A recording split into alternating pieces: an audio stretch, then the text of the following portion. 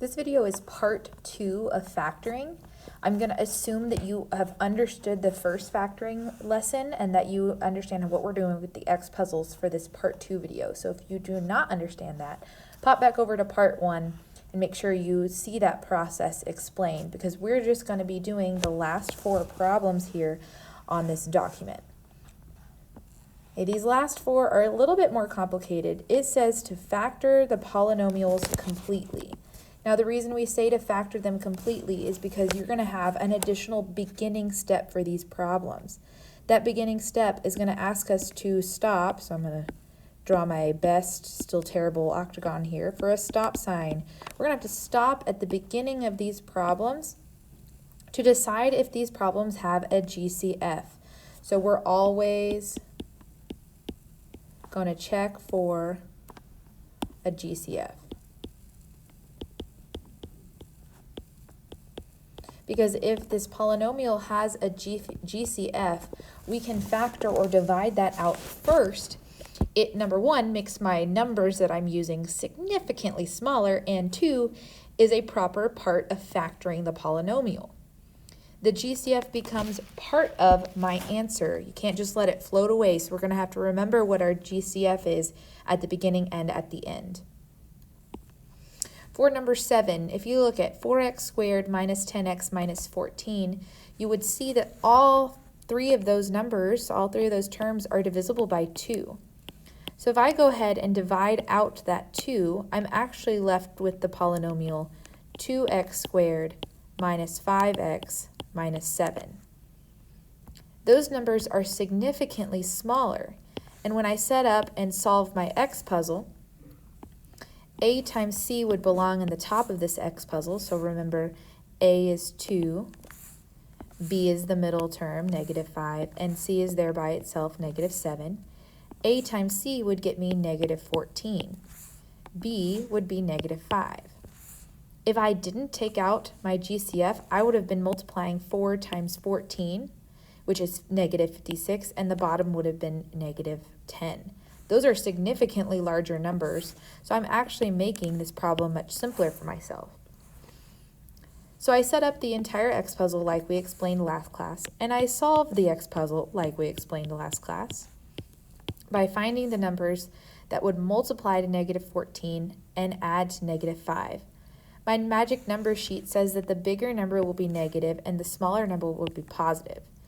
So which one of these rows subtracts, since the top is negative, to make negative 5? Yeah, 2 and 7, but my bigger number should be negative. So I'm going to have negative 7 and positive 2. If I can, I will reduce these fractions, which I can't on the first side, but I can on the second. So I write down my first step, my first linear factors here.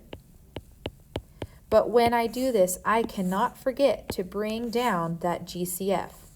So this GCF that we had here at the very beginning is included in my linear factors, in my linear pairs. Now, am I finished with this problem? Have I factored it? No, we got to clean up this denominator. Remember, if you have denominators, you're going to swing it forward. That's why this is called swing and divide. Remember, we really should call it, divide and swing. But my polynomial, or my linear factors for this polynomial is 2, 2x minus 7, and x plus 1. I now have 3 things that I'm multiplying together, my GCF, and then the 2 binomials. All 3 pieces are linear factors for this polynomial. If you do not include the GCF in your final answer, it's not the correct polynomial.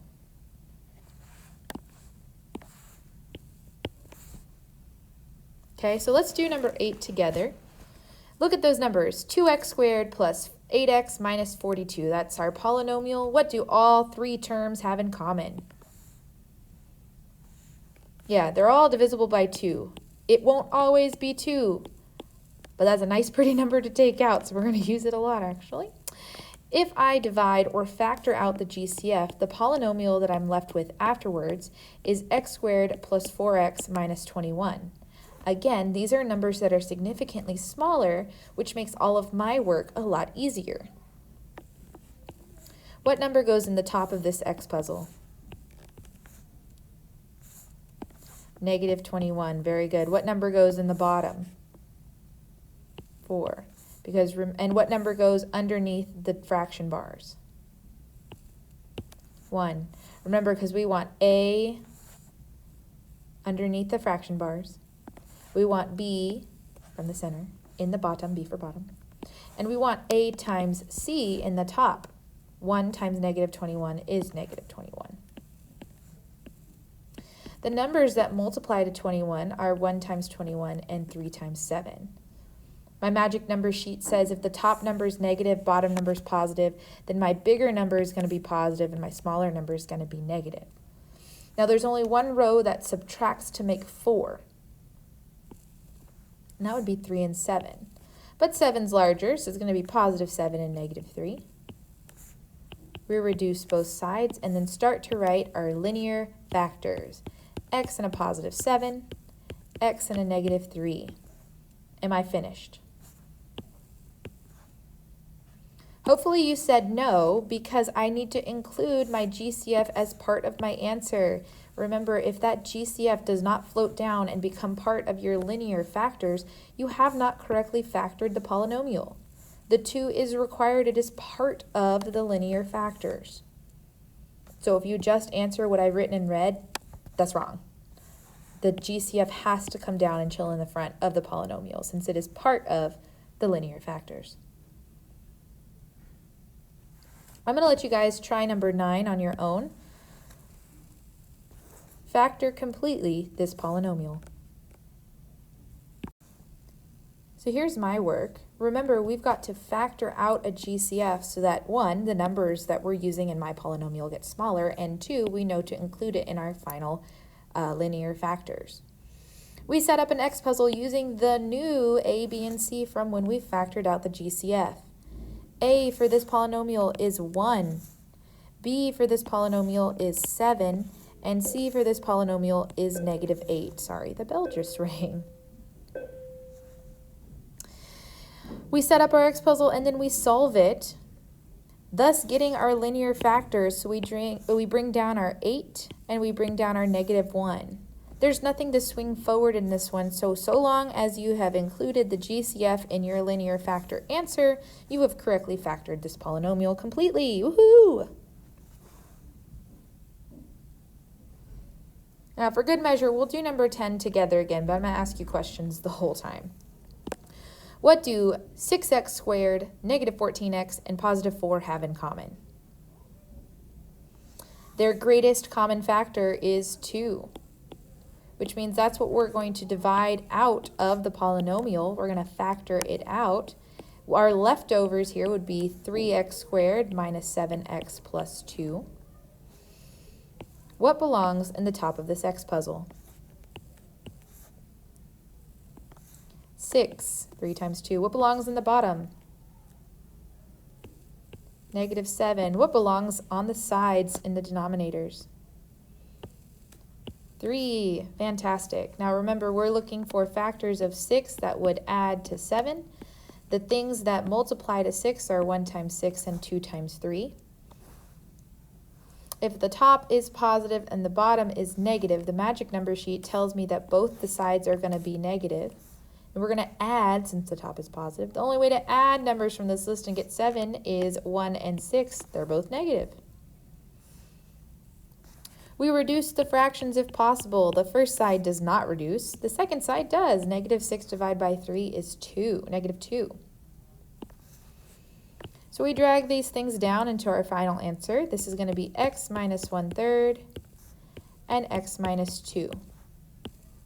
There are 2 things wrong, or incomplete, I guess I should say, with the stuff I've written in red. What am I missing? Hopefully you said the GCF, because you're right, I didn't float down my GCF as part of my linear factors. And also, hopefully you said that this bottom denominator needs to be swung forward, thus making it 3x minus 1 and x minus 2 with a factor of 2 in the front. That's the correctly factored polynomial for number 10. So I haven't changed anything about the process. We only stopped on these problems particularly because we need you to address the GCF first. There won't always be a GCF. Sometimes you're going to say no, and you'll actually revert back to the method like we did on 1 through 6, where you don't have that beginning step in changing or reducing the polynomial. But if there is a GCF, you do need to factor it out and include that number in your final answer. We're going to keep factoring for a while in class. I love factoring, so I will see you guys in class to factor more polynomials.